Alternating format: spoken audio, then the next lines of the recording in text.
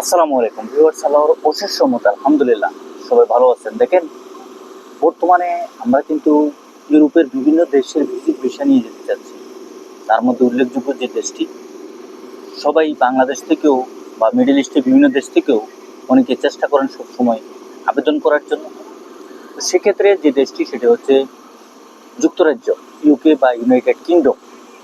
এই দেশটিতে আবেদন করার ক্ষেত্রে কিন্তু বিভিন্ন ধরনের কলা কৌশলগত অভিজ্ঞতা, সাথে সাথে আপনার কী ধরনের রিকোয়ারমেন্টস আছে সেগুলোর উপর ভিত্তি করেও আপনাকে একটি ভালো দক্ষতা অর্জন করতে হবে। আজকের এই ভিডিওতে এই ইউকে দেশটি বা ইউনাইটেড কিংডম, যুক্তরাজ্য নিয়ে ভিজিট ভিসার ক্ষেত্রে বাংলাদেশ থেকে আমরা যদি আবেদন করতে চাই, সেক্ষেত্রে আসলে কী কী রিকোয়ারমেন্টসগুলো ফুলফিল করে আমরা যেতে পারবো সে বিষয়ে কিছু তথ্য আপনাদের সাথে তুলে ধরতে চাই। তো যারা এই ভিডিওটা দেখবেন প্রথম থেকে শেষ পর্যন্ত দেখার চেষ্টা করবেন। দেখেন, ভিজিট ভিসার ক্ষেত্রে এই ভ্রমণ প্রক্রিয়াটি কেন্দ্র করে আমরা যদি বাংলাদেশ থেকে বিএফএস গ্লোবালের মাধ্যমে ভিসা অ্যাপ্লিকেশনটা সাবমিশন করি, তখন আমরা যে কোনো কেউ কিন্তু এই ভিজিট ভিসার জন্য দাঁড়াতে পারবো। এই ভিজিট ভিসার ক্ষেত্রে আমরা আবেদন করতে পারবো। এখন এই ভিজিট ভিসার ক্ষেত্রে কী কী রিকোয়ারমেন্টস লাগে বা কী কী কাগজপত্র বা ডকুমেন্টসগুলো সাবমিশন করা লাগে, সে বিষয়টা সম্পর্কে আপনাকে জানতে হবে। এই বিষয়গুলোর মধ্যে উল্লেখযোগ্য যে বিষয়টা, সেটা হচ্ছে আপনার পাসপোর্ট। এই পাসপোর্ট সম্পর্কে আপনার একটু অভিজ্ঞতা থাকতে হবে। বর্তমানে বাংলাদেশে অ্যানালগ পাসপোর্ট, যেটাকে এমআরপি পাসপোর্ট বলা হয়, আবার ই পাসপোর্ট, এই দুটো পাসপোর্টই কিন্তু এখনো সচল আছে বা চলাচল। ই পাসপোর্ট হচ্ছে আপডেট যে পাসপোর্টটা, সেটা অ্যানালগ হচ্ছে আগের পাসপোর্ট। তো এমআরপি পাসপোর্ট এমআরপি পাসপোর্ট দিয়েও কিন্তু আপনার আবেদন করা যাচ্ছে। সুতরাং এই এমআরপি পাসপোর্ট, মেশিন রিডেবল যে পাসপোর্টটা, এই এমআরপি পাসপোর্ট দিয়েও আপনি চাইলে আবেদন করতে পারবেন। পাসপোর্টের ক্ষেত্রে এই বিষয় নিয়ে কোনো সমস্যা নেই। তবে মেয়াদের ক্ষেত্রে, বিশেষ করে 6 মাসের নিচে যদি আপনার পাসপোর্টের মেয়াদ হয়ে থাকে, তাহলে কিন্তু আপনার এই যুক্তরাজ্য বা ইউকে ভিজিট ভিসার জন্য আপনি পাসপোর্টের ক্ষেত্রে আপনি আবেদন করতে পারবেন না। আপনার পাসপোর্টে ভিসা দেওয়া হবে না। অবশ্যই আপনার পাসপোর্টের ক্ষেত্রে মেয়াদটা কিন্তু 6 মাসের উপরে থাকতে হবে।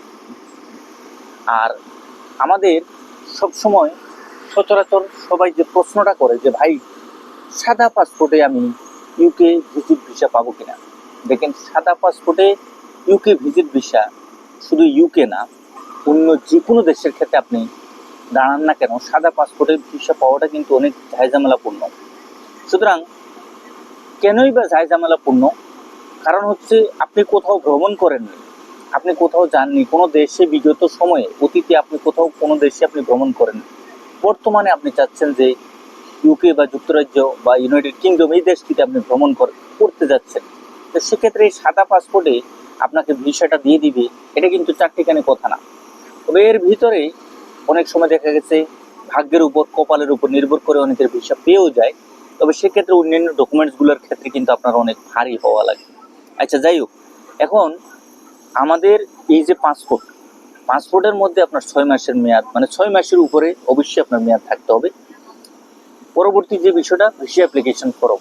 ভিসা অ্যাপ্লিকেশন ফর্মটা সুন্দরভাবে আপনাকে সাজিয়ে গুছিয়ে ফিল আপ করতে হবে এবং আপনার ছবি 35x45। দেখেন, ইউরোপের ভিসার ক্ষেত্রে এই যে ছবির সাইজটা, আমরা বিগত সময়ে অতীতের পুরনো কোনো ছবি আমরা দিয়ে দিই, কিন্তু না, আপনি আপনার বর্তমান যে ফেস কাটিং আছে তার উপর ভিত্তি করে আপনি ছবি তৈরি করে ছবি জমা দিবেন। Covering letter, forwarding letter, ticket reservation, hotel reservation, সাথে সাথে আপনার ট্রাভেল আইটিনারি হিসেবে একটা পেপার আপনি অবশ্যই জমা দিবেন। আপনি সেখানে কয়দিন থাকবেন, কোথায় কোথায় ঘুরবেন, কোথায় যাবেন, বিষয়বস্তু মিলে, টোটাল মিলে আপনার, যদি আপনি 7 দিন ভ্রমণ করেন, 4 দিন ভ্রমণ করেন, 10 দিন ভ্রমণ করেন, টোটাল মিলিয়ে 10 দিন, 4 দিন, 5 দিন, 7 দিন, যে কয়টা দিন আপনি সেখানে থাকেন না কেন, আপনার এই থাকাকে কেন্দ্র করে টোটাল মিলিয়ে আপনি কোথায় যাবেন, কি করবেন, সম্পূর্ণ বিষয়বস্তুগুলো তুলে ধরবেন। এর পরবর্তী আপনার হচ্ছে bank statement, bank solvency certificate, এগুলো কিন্তু খুব ভালোভাবে, শক্তভাবে আপনাকে উপস্থাপন করতে হবে। মূলত এই মূল বিষয়গুলোর উপর ভিত্তি করে আপনাকে ইউকে ভিজিট ভিসা দেওয়া হবে। সুতরাং যারাই আবেদন করবেন, বর্তমান আপডেট সম্পর্কে, এম্বাসি ফি কত, মেডিকেল লাগে কিনা, বা আরও আনুষঙ্গিক যে সমস্ত কাগজপত্র আছে, আপনার ব্যক্তিগত প্রপার্টি, টোটাল মিলে আপনার কোনো বিজনেস থাকলে বিজনেসের লাইসেন্স এবং আপনার গভর্নমেন্ট ট্যাক্স সম্পূর্ণ সব কিছু কিন্তু আপনাকে শো করতে হয়। সুতরাং এই বিষয়গুলোর উপর ভিত্তি করে আপনি ইউকে ভিজিট ভিসার জন্য আবেদন করার চেষ্টা করবেন। আশা করি ভালো একটা ফলাফল পাবেন। ধন্যবাদ।